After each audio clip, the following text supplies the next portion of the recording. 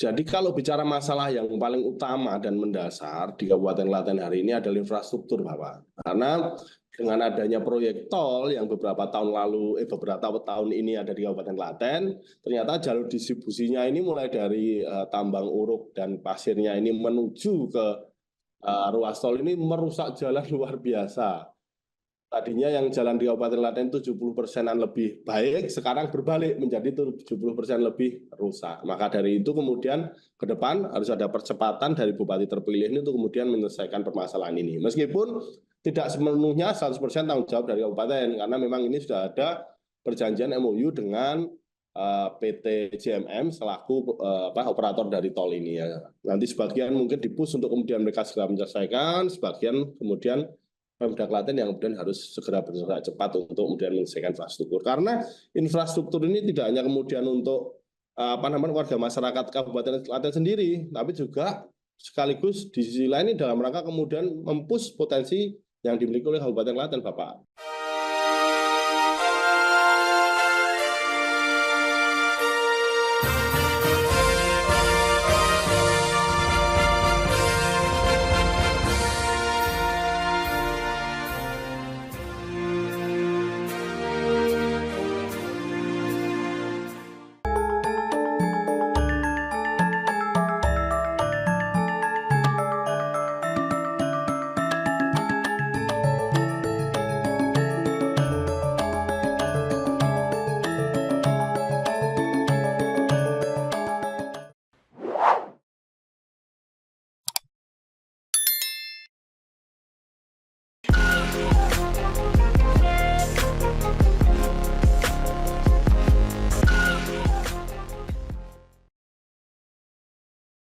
Assalamualaikum warahmatullahi wabarakatuh.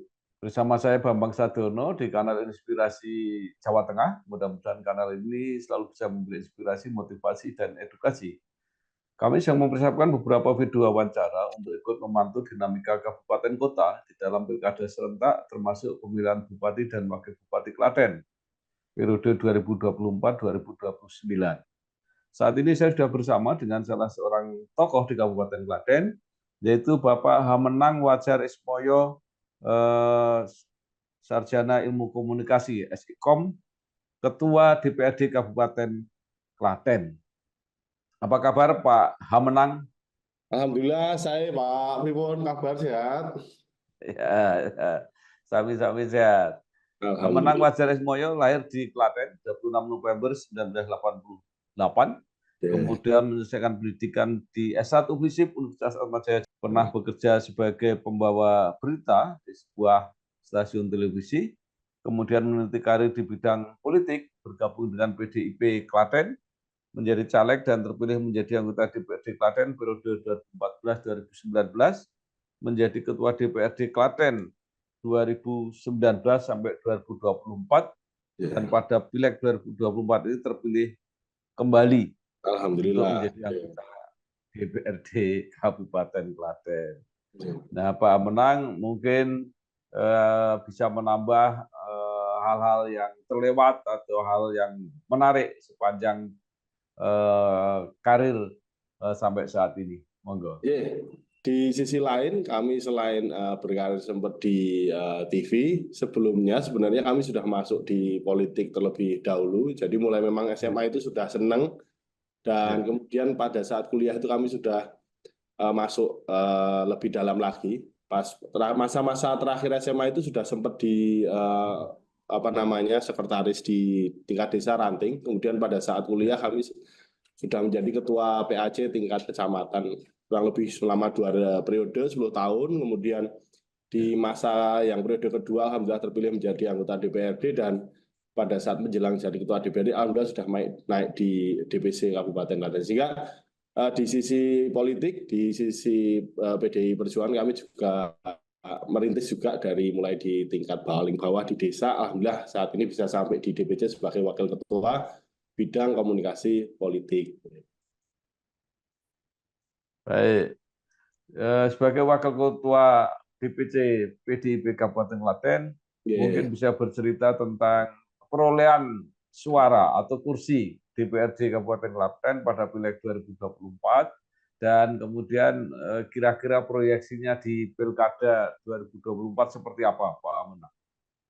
Memang tentu kita tahu PDI Perjuangan di satu sisi alhamdulillah bisa menjadi juara kembali di pemilu legislatif, namun memang ternyata Pilpres ini juga cukup berdampak di pileg kami. Sehingga meskipun pileg ini menang, tapi kursinya memang turun 1 kursi. Dari yang kemarin di pemilu 2019 itu kita mendapatkan 19 kursi, kemudian pada pemilu 2024 ini kita turun menjadi 18 kursi. Tapi alhamdulillah untuk konstelasi politik di Kabupaten Klaten ini PDI Perjuangan masih leading jauh dibandingkan kawan-kawan partai-partai yang lainnya. Ya, dengan 18 kursi berarti bisa mencalonkan sendiri baik untuk bupati maupun wakil bupati. Nah, apakah rencananya akan mengusung sendiri bupati dan wakil bupati atau masih akan tetap berkoalisi, Pak Amenang? Jadi sesuai dengan arahan dari hasil Rakernas PDI Perjuangan kemarin lalu dan juga di sisi lain Ibu Ketua DPC kami membangun komunikasi politik dengan partai-partai politik yang ada di Kabupaten Klaten, sehingga harapannya PDI Perjuangan ke depan bisa kemudian berkoalisi, tidak kami berdiri sendiri. Kemudian kalau bisa berkoalisi ini kan membangun Kabupaten Klaten ke depan insya Allah akan lebih enak, lebih nyaman, kemudian karena bergotong royong ya kemajuannya pasti akan lebih cepat. Sehingga harapan kami sekali lagi di Pilkada 2024, 27 November ini nanti bisa kemudian bersama-sama kita membangun Kabupaten Klaten. Ya, kalau tidak salah Pilkada 2020 ya, PDIP Klaten koalisi dengan Partai Golkar. Apakah ini koalisi akan dilanjutkan atau ada kemungkinan berganti? Segala kemungkinan masih ada, Pak, karena situasi masih sangat cair dan sampai hari ini PDI Perjuangan juga sudah berkomunikasi dengan beberapa partai untuk kemudian membuka pintu barangkali kemudian bisa berkoalisi. Kalau di Pilkada 2020 yang lalu hanya dengan 1 partai, tapi hari ini PDI Perjuangan berusaha membangun komunikasi dan berharap bisa koalisi dengan partai sebanyak mungkin.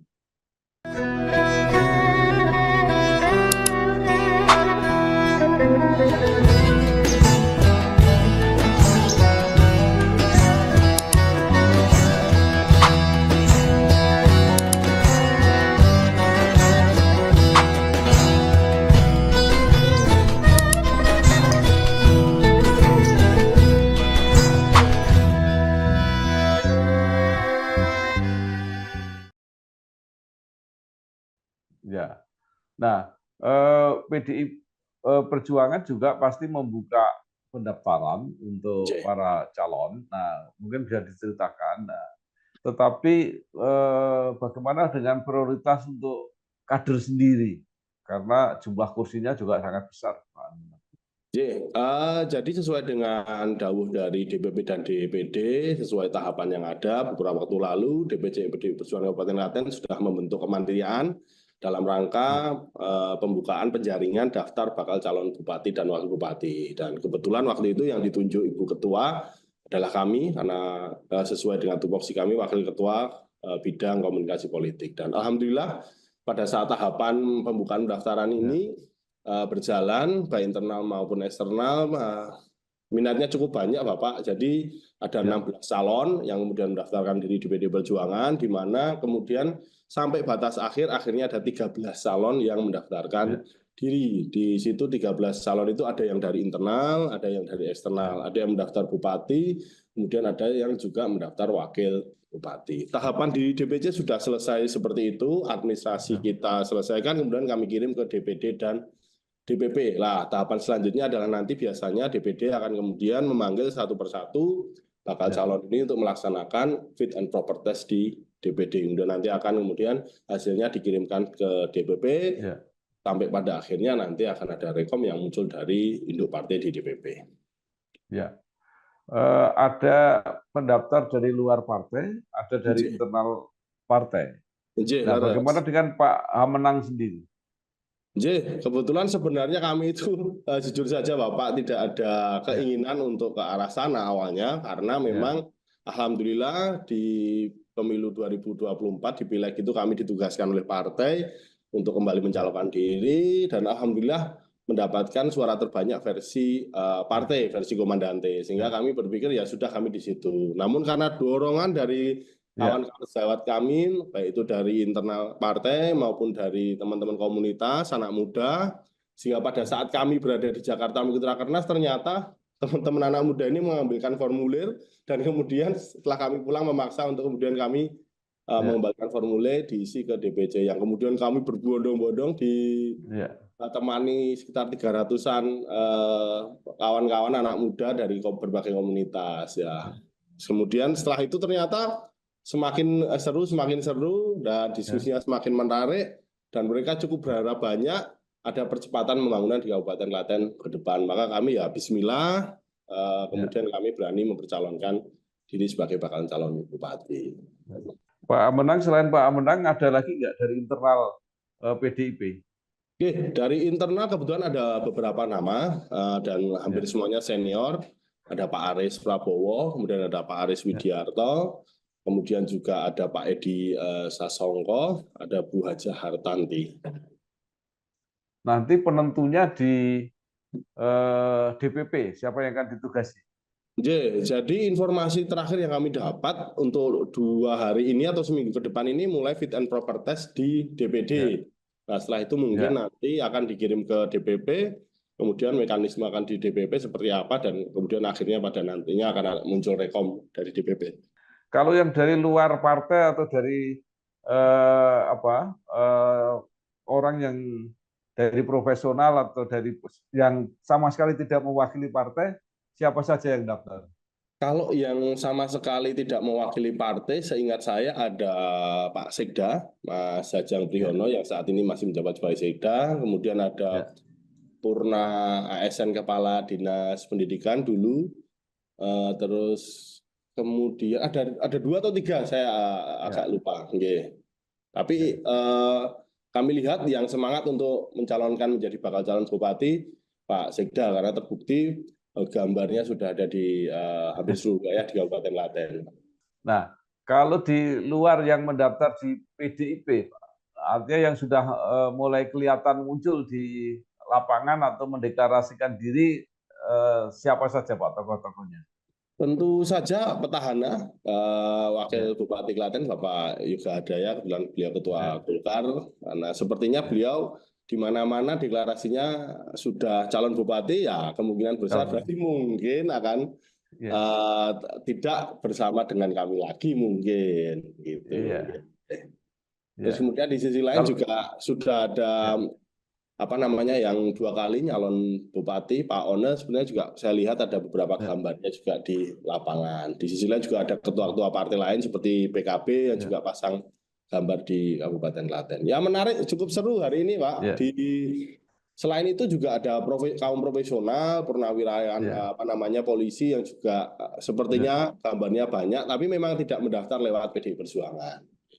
Iya, luar biasa ini Klaten. Kalau melihat semangatnya ini Bapak, mungkin momentumnya karena mungkin beliau ini sudah 2 periode Ibu Bupati ini, sehingga nanti ada momentum hal yang baru, sosok yang baru kemudian bisa muncul kan gitu, sehingga semua orang tertarik. Ya betul. Biasanya kalau petahana nggak maju, pendatang-pendatang baru merasa sama-sama berangkat dari nol. Seperti itu betul. Nah, menurut Pak Amenang, dengan banyaknya calon, dengan penyebaran kursi, itu kira-kira memungkinkan untuk sampai berapa pasang? Ya mungkin 3-4 pasang apabila memang dikehendaki oleh partai-partai bisa. Tapi harapan kami ya justru kalau dari PDI Perjuangan ya kita bisa dalam satu wadah yang besar begitu.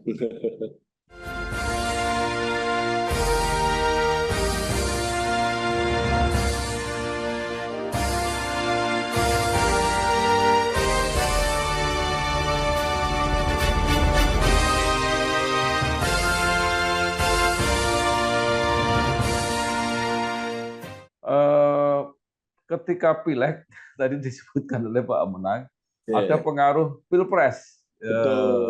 Nah, kalau dalam pilkada, apakah kira-kira ada pengaruh itu bayang-bayang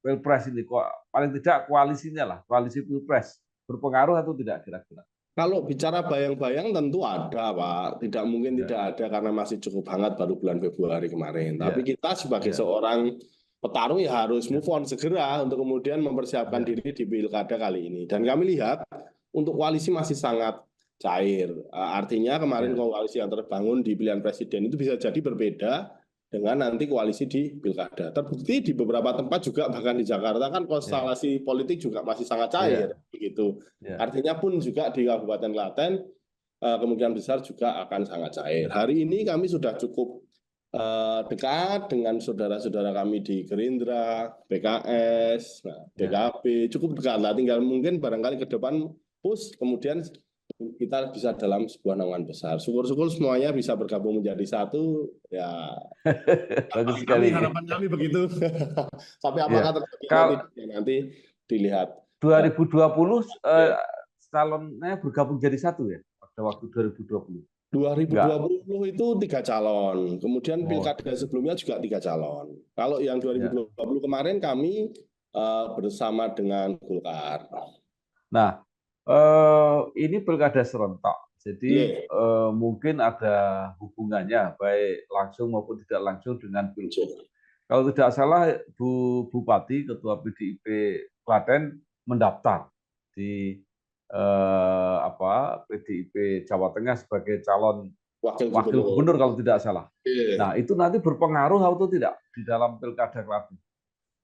Kami belum tahu sejauh mana nanti Ya, kemudian apakah Ibu Bupati ini kemudian mendapatkan rekom atau tidak. Tapi minimal ya, hari ini beliau sudah membentuk semacam des pilkada di pilkada ya, Kabupaten Klaten dengan harapan ya nanti ketika pilkada sudah bisa semacam autopilot berjalan kan begitu. ya, Terlepas nanti beliau apakah mendapatkan rekom atau tidak. Jadi saya rasa justru kalau sebenarnya kalau beliau mendapatkan rekom akan kami tambah semangat kan begitu untuk Kabupaten Klaten baik di pilgubnya maupun di pilkadanya. Tapi apabila pilpres beliau tidak mendapatkan rekom, pasti kan beliau juga akan justru bisa fokus pada pilkada di ya. Kabupaten Klaten. Iya, baik. Nah, sekarang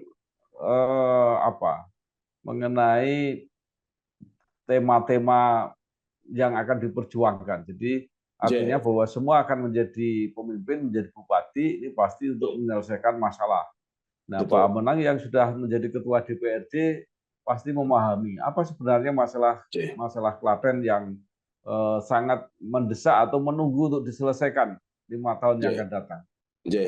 Jadi kalau bicara masalah yang paling utama dan mendasar di Kabupaten Klaten hari ini adalah infrastruktur, Bapak. Karena dengan adanya proyek tol yang beberapa tahun ini ada di Kabupaten Klaten, ternyata jalur distribusinya ini mulai dari tambang uruk dan pasirnya ini menuju ke ruas tol ini merusak jalan luar biasa. Tadinya yang jalan di Kabupaten Klaten 70%-an lebih baik, sekarang berbalik menjadi 70% lebih rusak. Maka dari itu kemudian ke depan harus ada percepatan dari Bupati terpilih ini untuk kemudian menyelesaikan permasalahan ini. Meskipun tidak sepenuhnya 100% tanggung jawab dari Kabupaten, karena memang ini sudah ada perjanjian MOU dengan PT JMM selaku operator dari tol ini ya. Nanti sebagian mungkin dipus untuk kemudian mereka segera menyelesaikan, sebagian kemudian Pemda Klaten yang kemudian harus segera bergerak cepat untuk kemudian menyelesaikan infrastruktur. Karena infrastruktur ini tidak hanya kemudian untuk warga masyarakat Kabupaten Klaten sendiri, tapi juga sekaligus di sisi lain ini dalam rangka kemudian mempush potensi yang dimiliki oleh Kabupaten Klaten, Bapak. Karena kita kan ada 2 potensi besar, pertanian dan pariwisata, di mana ya 2 hal ini akan menjadi semakin baik kalau infrastrukturnya juga mendukung kan begitu. Manakala jalannya rusak, orang mau berwisata di Kabupaten Klaten juga mesti akan tidak nyaman.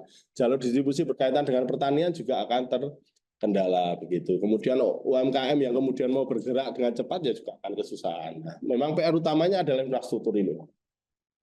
Kemudian di sisi lain itu juga ini permasalahan stunting di Kabupaten Klaten juga masih ada, meskipun itu bukan berarti Kabupaten Klaten ini karena mohon maaf miskinnya, tapi ternyata karena justru ibu-ibunya yang hari ini dengan perkembangan sekarang ini UMKM luar biasa, industri luar biasa, banyak yang kemudian bekerja dan berusaha, yang akhirnya ibu-ibu ini justru memiliki penghasilan, tapi kemudian di sisi lain dalam rangka kemudian merawat anaknya ini justru menjadi kurang begitu. Ya, ya. Apakah jalan tol itu justru tidak membantu memperlancar perekonomian di Kabupaten Klaten? Nah, ini Pak, ini hal yang sangat menarik. Jalan tol ini bisa berdampak positif, bisa berdampak negatif.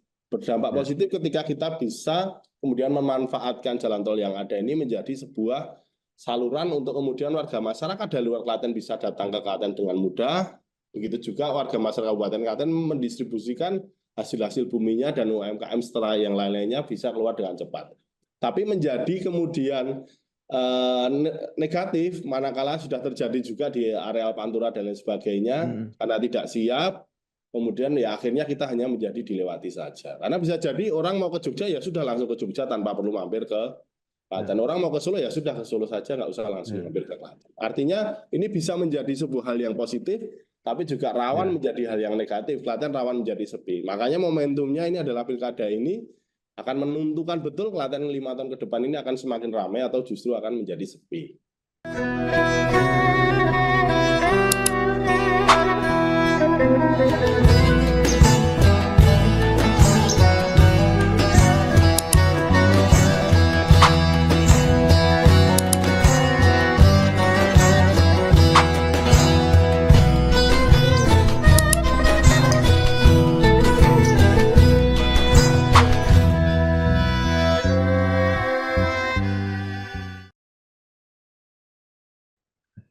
Luar biasa. Ya. Jadi tadi tahu kemudian perekonomian yang pertanian dan pariwisata. Kalau pertanian mungkin orang sudah banyak tahu, Klaten dianggap gudang beras sejak dulu. Saya nggak tahu kalau sekarang. Tapi kalau pariwisata ini apa Pak sebenarnya? Kalau pariwisata ini justru sebenarnya Klaten luar biasa Bapak. Jadi kita dari mulai wisata alam, wisata buatan itu kalau mohon maaf jumlah objeknya dibanding Jogja dan Solo itu kita di Klaten ini luar biasa banyak dan pertumbuhannya luar biasa. Mungkin sebagian orang baru mengenalnya Umbul kan begitu. Meskipun Umbul itu banyak sekali. Padahal di sisi lain kita juga ada 1001 candi kan begitu. Kita ada Candi Plaosan, Sojiwan, Candi Sewu dan lain sebagainya. Kemudian kita ada kawasan Rowo Jombor, ada wisata Gerabah Melian, ada batik, ada lurik, macam-macam sekali ya Pak. Nah, namun PR-nya kan hari ini adalah memperlama masa tinggal wisatawan, di mana alhamdulillah rapot pariwisata di Kabupaten Klaten pada liburan kemarin Idul Fitri itu alhamdulillah jumlah wisatawannya terbesar se-Jawa Tengah. Namun PR-nya adalah kemudian memperlama masa tinggal dari hanya yang 1 hari di Klaten, bagaimana kemudian bisa 2 hari sampai 3 hari di Kabupaten Klaten sehingga uang dari wisatawan ini bisa kemudian di spending di Kabupaten Klaten. Karena yang terjadi hari ini wisatanya di Kabupaten Klaten, buang uangnya di Jogja, buang uangnya di Solo karena menginapnya di Jogja dan Solo begitu Pak. Nah ini PR ke depan bagaimana kemudian Kabupaten Klaten ini bisa memperlama masa tinggal turis sehingga uangnya masuknya di Klaten, beredar di Klaten, warga masyarakatnya sejahtera, PA di Kabupaten Klatennya juga menjadi tinggi kan begitu. Nah, Pak Amenang sekarang kembali ke pencalonan Pak Amenang.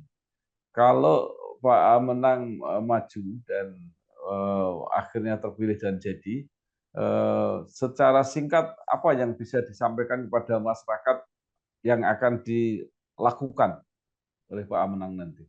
Tentu Kabupaten Klaten hari ini kalau bicara visi misi Ibu Bupati yang sudah dijalankan ini sudah cukup luar biasa. Visi misi beliau maju mandiri sejahtera ini. Namun ternyata di sisi lain butuh percepatan.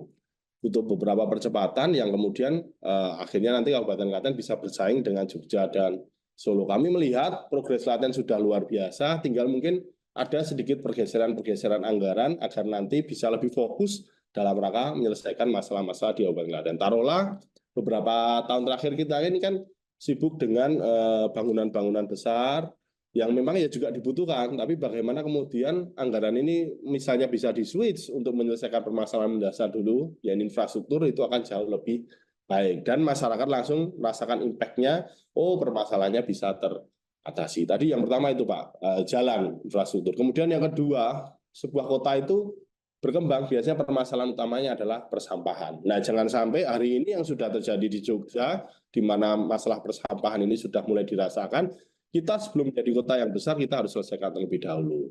Klaten sudah punya TPA di Troketon, namun sistem pengelolaannya ini belum cukup canggih. Ya. Bagaimana kemudian ke depan kita bisa bersekolah atau belajar dari Banyumas yang sudah luar biasa, kemudian bisa kita duplikasi di Kabupaten Klaten. Karena ya percuma nanti branding pertanian pariwisata luar biasa ketika ternyata permasalahan sampah menjadi masalah yang utama. Nah, sambil itu kemudian dilaksanakan, nah kita kemudian scale up para pengelola wisata, kemudian Pok Darwisnya, kemudian tour guide-nya, sehingga nanti kemudian ke depan kita sudah siap menjadi tuan rumah yang baik. Nah, di sisi lain kita mendorong investor agar kemudian bisa menginvestasikan uangnya untuk membuat hotel-hotel di Kabupaten Klaten. Sehingga tadi dalam rangka memperlama masa tinggal ini bisa benar-benar terjadi. Karena hari ini kendala kami adalah hotel, Bapak. Hotel yang masih sedikit sehingga orang masih nyaman di Jogja dan di Solo. Terakhir Pak Hamenang, apa yang ingin Bapak katakan kepada masyarakat, karena tadi terkesan bahwa pada waktu Pileg ini kan luar biasa persaingan kerasnya, pragmatisnya, transaksionalnya dalam pilkada ini supaya masyarakat Klaten akhirnya mendukung Pak Hamenang. Untuk seluruh warga masyarakat di Kabupaten Klaten, 5 tahun ke depan ini adalah saat yang krusial bagi Kabupaten Klaten.